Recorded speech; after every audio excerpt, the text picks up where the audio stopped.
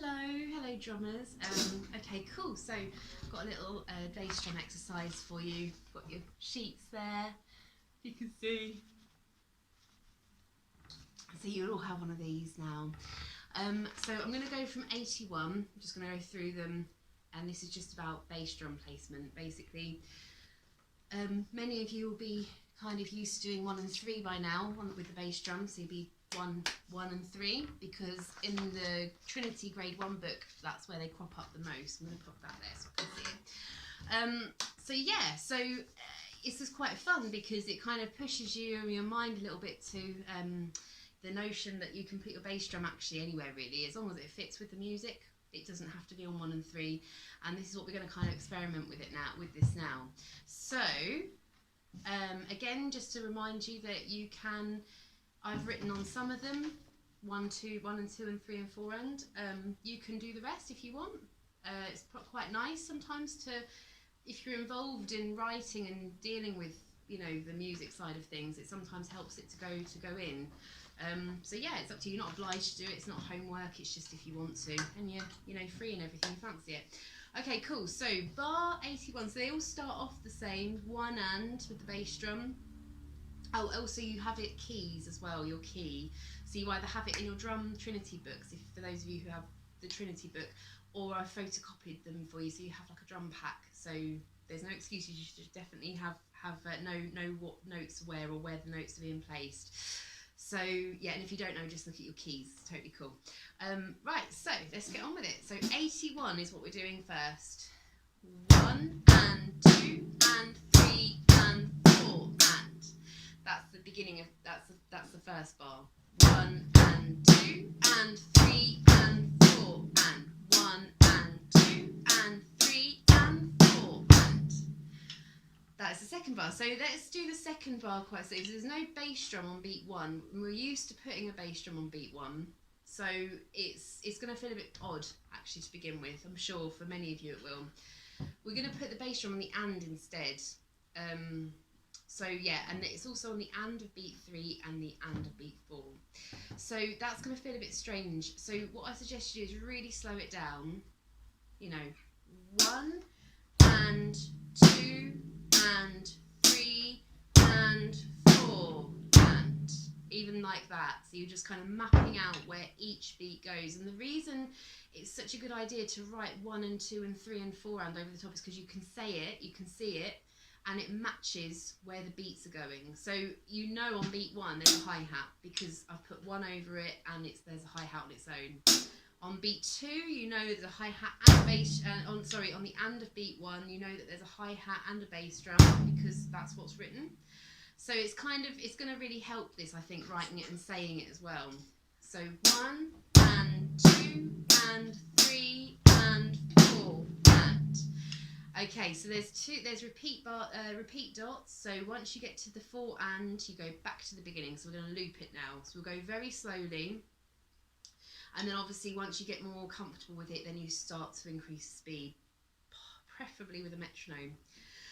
1 and 2 and 3 and 4 and 1 and 2 and 3 and 4 and 1 and 2 and 3 and 4 and 1 and 2 and 3 and 4 and. Cool, okay. So again, just practice that. If you have to go a bit more slower than that, that's totally cool. Just get comfortable with it, get to know it, and then perhaps switch off the video at this point because I'm going to go on to the second one, and then, you know, when you're comfortable with that, then we can start with this one too. So 82 is what I'm doing next. I'm just going to play through the whole thing very, very slowly, okay? And I'm going to loop it as well because obviously the repeat marks that's what it wants us to do. 1 and 2 and 3 and 4 and 1 and 2 and 3 and 4 and 1 and 2 and 3 and 4 and 1 and 2 and 3 and 4 and. Okay, so on beat 4 we've got 3 drums playing together. We've got the bass drum, the snare drum and the hi-hat. Yeah, and again the bass drums are kind of dotted around to different places to help you get used to it. 83, again, do the same thing now, go all the way through. Okay, 1 and 2 and 3 and 4 and 1. Oh no, that's my mistake, sorry. The light bar, light here, no excuses. 1, 2 and 3 and 4 and 1 and 2 and 3 and 4 and 1 and 2 and 3 and 4, 1 and 2 and 3 and 4 and. Apologies about that. I think I've said it in a few videos now. I really need to go and get myself some glasses first, and the lights in here are a little bit glary on the page, so yeah, apologies.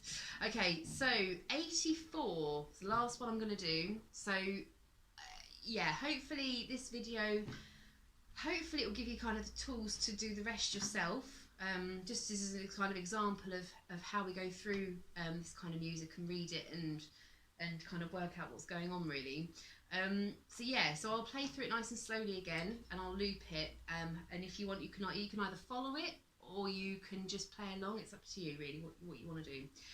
Okay, 1 and 2 and 3 and 4 and 1 and 2 and 3 and 4 and 1 and 2 and 3 and 4 and 1 and 2 and 3 and 4 and.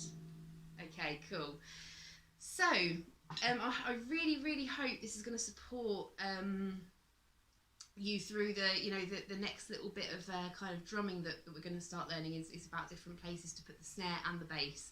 Obviously doing both of those things would be a bit mean, so quite frankly. So I think the bass drum first, start moving the bass drum, and then we'll look at the snare as well. But yeah, you can get some really cool kind of combinations out of doing this, and it just makes it sound so much more interesting, and I don't know, it depends, like sort of it can change the genre and style as well. Like, there's different types of things that happen in different styles of music. So it's kind of getting you, by doing this, it kind of reaches out and hits like a few points, I suppose, with learning skills and stuff. So yeah, have fun with it. And if you have any questions, any queries, any concerns, any criticisms, anything you want to say, I think you can leave comments on these videos. Not sure. I'll check. But you can email me or ring me or whatever you want to do. It's fine. Okay, cool. I'll see you soon. Take care of yourselves. Bye.